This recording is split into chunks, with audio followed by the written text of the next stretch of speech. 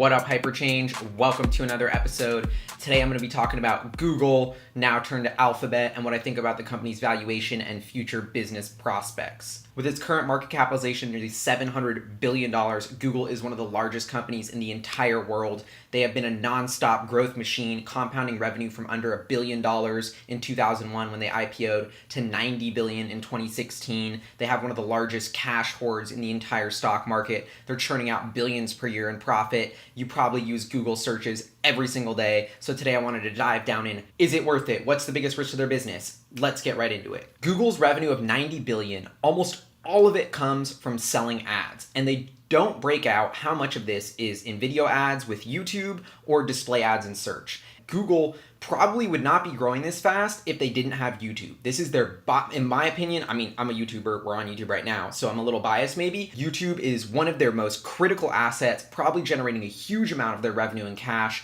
probably driving the bulk of their growth, and is probably the most important piece of the future and part of Google because their search business is dying. And this is one of the reasons I thought it was an interesting time to make this video, because one kind of big trend that we've been talking about on Hyperchange is Alexa, Amazon, the Echo coming out, and this new platform, an era of voice. And there's no doubt about it that Amazon was a huge first mover here. They have the leading market share of all the systems. Google is launching its own Google Home device, but even if they win the Google Home device, there's a much bigger issue at hand, which is Google makes its revenue from displaying ads. Even if you're searching for something through voice, how are they going to display an ad? Are they going to read you an ad when you search something? Where's the best burrito spot around here?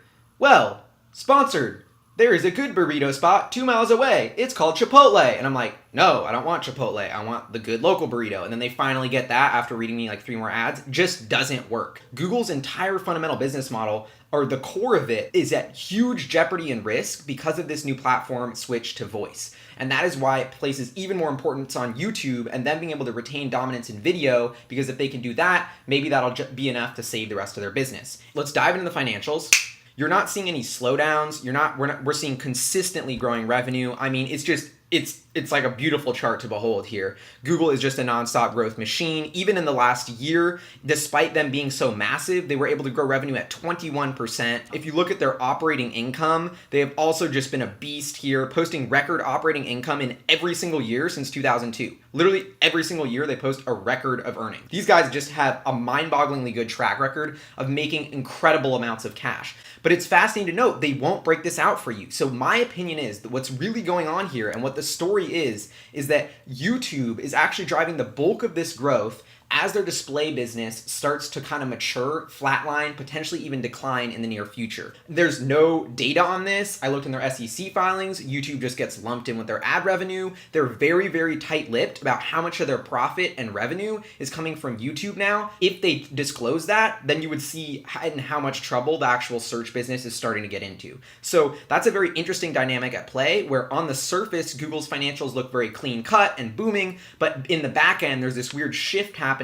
This is all my speculation, but where the display, banner ad, search business is maturing and YouTube is driving the bulk of this new growth. And regardless of all that though, they have been pumping out billions of cash, and this is one thing that I think is great to look at whenever you're valuing a company. It's like, okay, they're making positive earnings every year. They should have a ton of cash on the balance sheet unless they're spending it on acquisitions, dividends, or buybacks or something. And if you look at Google's cash, like, wow, it just goes all to the bottom line. They have a massive war chest of $86 billion as of the end of 2016, probably going to pass $100 billion in cash. They only have like a couple billion in debt. So this is pretty much all cash. They have enough ammo here to make huge acquisitions. Remember, these guys acquired Android. They acquired YouTube for only $1 billion or something like that way back when. So they have a track record of making some really, really smart acquisitions. If I was Google, I would be very patient right now. It's no secret that valuations of good startups and good tech companies are through the roof in the zero interest rate stock market at all-time highs environment. They should be waiting until the next recession hits, using this $100 billion worth of war chest of cash and scooping up all these cheap tech companies companies whose valuations are going to get hammered. Now, let's quickly get to YouTube. One thing that I've noticed recently is the trend of kind of all these other social media celebrities starting their own vlogs or kind of content channels on YouTube. Jake and Logan Paul, I think. These guys were super big on Vine. They're massive on Instagram, tens and tens of millions of followers. They've been posting vlogs on YouTube, setting up their new kind of like channel home on YouTube. And this is a trend we've seen start to see all these other big people, even big people on Instagram. TV networks don't really have power anymore. It's going to these individual content creators, and those individual content creators are choosing YouTube as the backbone of their entire kind of like TV persona, vlog. Jake Paul, who everybody, like, it seems like everybody hates him. I don't know, whatever. Just from a fundamental business standpoint, the Paul brothers are killing it. The first one set a record to get to 10 million subscribers in less than a year. Then his little brother, Jake Paul, set another record to get to 10 million subscribers even faster in less than a year. Instagram, Snapchat, Facebook, everyone's talking about these social networks. The biggest social media stars are investing, I would argue, the bulk of their time on YouTube. This cannot be understated. I wish Google would disclose the financials of YouTube because I'm just fascinated and curious as how much of their revenue it is, because I would argue it's a bulk of it. So let's talk about Google's moonshots. This is a division in their SEC filing where they're always saying like, oh, we bet on moonshots. This is, everyone thought YouTube wasn't going to be big when they acquired them. Everybody thought Android wasn't going to be big when we acquired them. And now they're huge. Look at how good our moonshot division is. Guys, those weren't moonshots. Those were acquisitions. Google has never had a successful thing come out of their moonshot division that's actually worked and been a huge business on their own. This is a big red flag. I don't know why this is. I think it has something to do with the company culture, people not being incentivized enough to really have that entrepreneurial hustle to get things off the ground. So I'm not really convinced in Google's moonshot division. But I will say the best thing they have going out of their moonshots, the biggest upside optionality in Google is Waymo. In the self-driving robotic car future that I've talked about so much with Tesla, the number 2 behind Tesla, in my opinion, will be Waymo or one of these tech companies. And Waymo has been investing in this for years and years and years. They recently spun out, Google's self-driving project into Waymo officially as his new company, kind of marking a new landmark stage. People recently saw Waymo self-driving trucks on the road. So Waymo has a lot of potential, but I think there's a huge fundamental issue with Waymo, and I don't want to get too much into how much I love Tesla, but Tesla's vertical integration is a huge advantage. Waymo, for their self-driving program, is using a hybrid Chrysler Pacifica minivan. Okay, it's not even electric. It's not even fully green. You're going to get screwed on the fuel cost because instead of charging it up super cheaply with a battery, you actually have to put in oil. And this is a fundamental difference that I think is going to screw Google, and why I'm so big in Tesla is that the vertical integration of building the actual car, I think, is going to be the holy grail and what sets the company apart. Google's relying on another automaker partnering with them with their hardware to come up with a level 5 car. Tesla's just going to build it. If they're the first one with the level 5 car, Waymo's going to be stuck in the dust. I kind of see the self-driving world evolving where Tesla is the ultimate vertically integrated premium luxury brand. Think Apple and smartphones. And then Google does kind of like an Android-esque model with Waymo. Adam Jonas, one of my favorite Tesla analysts, although still hasn't replied to my email. Adam Jonas, dude. He thinks that Waymo could eventually be worth $70 billion if they actually pull it off. You could have a huge growth machine that's beyond YouTube as the next kind of fundamental driver of Google if Waymo takes off. So I love that part of the story. And the good thing is you don't need Waymo to take off. Google has mass amounts of cash. They're pumping out cash flow. Even though they're investing heavily in this, it's not hurting their income statement. It's kind of a free upside optionality if Waymo works. That's one thing I love about Google. Okay, my last point about the moonshots. Google Glass. They were ahead of the curve. Okay, the nerdy glasses, yeah, nobody liked them. Nobody bought them. Everyone thought you were super weird. And then look at what happened just a year ago. Snap launches Snap Spectacles. They've sold over 150,000 pairs. It's actually not weird to be wearing glasses that can film people.